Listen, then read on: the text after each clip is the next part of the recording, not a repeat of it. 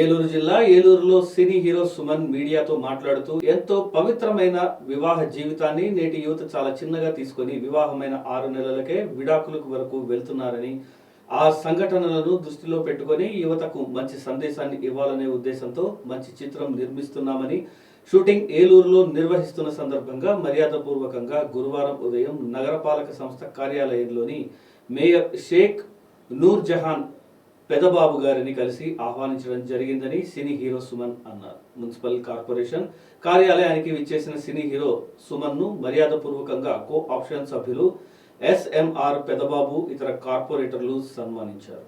ఏలూరులో ఒక షూటింగ్ యాక్చువల్గా రేపు మార్నింగ్ నుంచి ఈవినింగ్ వరకు షూటింగ్ ఉంది.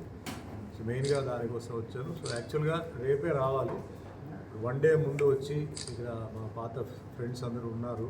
సో చాలామందిని వాళ్ళు కలవాలన్నారు. సో సత్యనారాయణ గారు, కరాటే మాస్టర్ ఇబ్రాహీం గారు, డిఎన్ నారాయణ గారు వీళ్ళందరూ పిలిచారు. సో జస్ట్ కర్టజీ విజిట్స్ అందరినీ, కమిషనర్ గారిని అందరూ ఒకసారి చాలా రోజులు అయిపోయింది అందరిని కలిసి ఆ విధంగా వచ్చేవాళ్ళు. సో రేపు యాక్చువల్గా షూటింగ్ ఉంది ఇక్కడ లోకల్లో. సో ఒక జడ్జి క్యారెక్టర్ చేస్తున్నాను. అది ఇప్పుడు లేటెస్ట్గా జరుగుతున్న ఈ డివోర్స్ అంటే చాలామంది యూత్ పెళ్లి చేసుకొని విదిన్ 3 months 6 monthsలోనే డివోర్స్ వెళ్ళిపోతున్నారు.